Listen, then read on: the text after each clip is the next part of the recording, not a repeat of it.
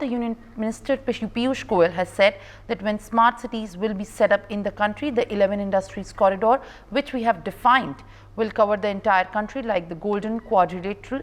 By holding the deliberations with the concerned state government, we will set up industry cities, multimodal logistics hubs and multimodal transport hubs. The cabinet has also decided upon to approve 12 more such projects.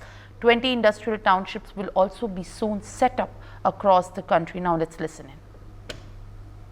से देखने की आवश्यकता है। देश के कोने कोने में जब इंडस्ट्रियल सिटीज बनेंगी, स्मार्ट सिटीज बनेंगी और जो 11 इंडस्ट्रियल कॉरिडोर हमने निर्धारित किए हैं, वो एक प्रकार से गोल्डन क्वाड्रिलैटरल की तरह पूरे देश को कवर करते हैं। 11 इंडस्ट्रियल कॉरिडोर। अब एक एक कॉरिडोर में राज्य सरकारों से वार्तालाप करके, विचार विमर्श करके हम इंडस्ट्रियल सिटीज या मल्टी मॉडल लॉजिस्टिक्स हब्स या मल्टी मॉडल ट्रांसपोर्ट हब्स खड़े कर रहे हैं।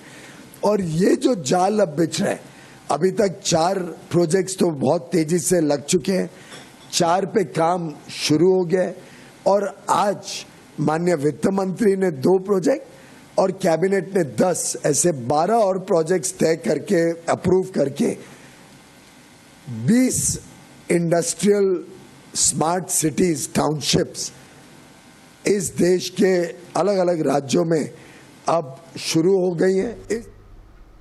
All right, my colleague Sanjay Sharma joins me on the broadcast. Sanjay, as we can understand that yesterday major key proposals in the cabinet were passed, and also it was a crucial day for the Modi 3.0 Council of Ministers government, and also as ministers took forward the meeting, very crucial smart city projects were also launched.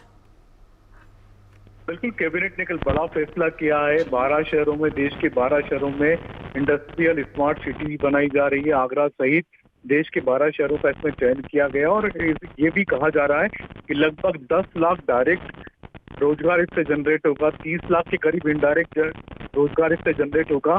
तो एक तरह से आप कह सकते हैं रोजगार generation के लिए यह एक बड़ा कदम होगा और इससे सरकार को लगता है कि अगले 5 से 10 सालों में सिर्फ रोजगार ही नहीं बढ़ेगा, देश की अर्थव्यवस्था में भी परिवर्तन आएगा। क्योंकि जब नए नए प्रोजेक्ट लगेंगे, वहां पर इंडस्ट्रियां लगेंगी, तो वहां पर लोगों की इकोनॉमी में भी वृद्धि होगी, देश की इकोनॉमी भी समृद्ध होगी और साथ ही साथ नए हर चीज के लिए अलग अलग उन्होंने शहर का चयन किया है। जैसे आगरा है, तो आगरा में लेदर का कारोबार काफी होता है, लेदर गुड्स का कारोबार काफी होता है, तो वहाँ पर लेदर की बात कही गई है।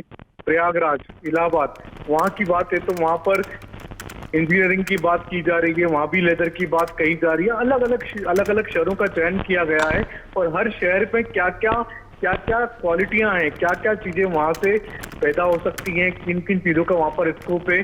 कई शहरों को ऑटोमोबाइल के लिए चयन किया गया, कई जगहों को इंजीनियरिंग के लिए चयन किया गया। तो अलग अलग जो शहर की जो क्वालिटी है, जैसे जोधपुर में हैंडीक्राफ्ट्स का काफी काम होता है, वहाँ पर टेक्सटाइल का भी काफी काम होता है, तो वहाँ पर उस चीज को बढ़ावा देने के लिए वहाँ पर पूरा इंडस्ट्रियल हब बनाया जा रहा। तो ये सारे के सारे हब देश में इकोनॉमी बढ़ाने के लिए, रोजगार बढ़ाने के लिए लगाए जा रहे हैं और सरकार को लगता है कि अगले 5 से 10 साल में इसका फायदा देश की जनता को मिलेगा। और केंद्रीय मंत्री पीयूष गोयल ने यह बात भी कही कि 3 साल तक, अगले 3 वर्षों में ये सारे के सारे इंडस्ट्रियल स्मार्ट सिटी बन करके तैयार हो जाएंगे, इंडस्ट्रियल कॉरिडोर बन के तैयार हो जाएंगे।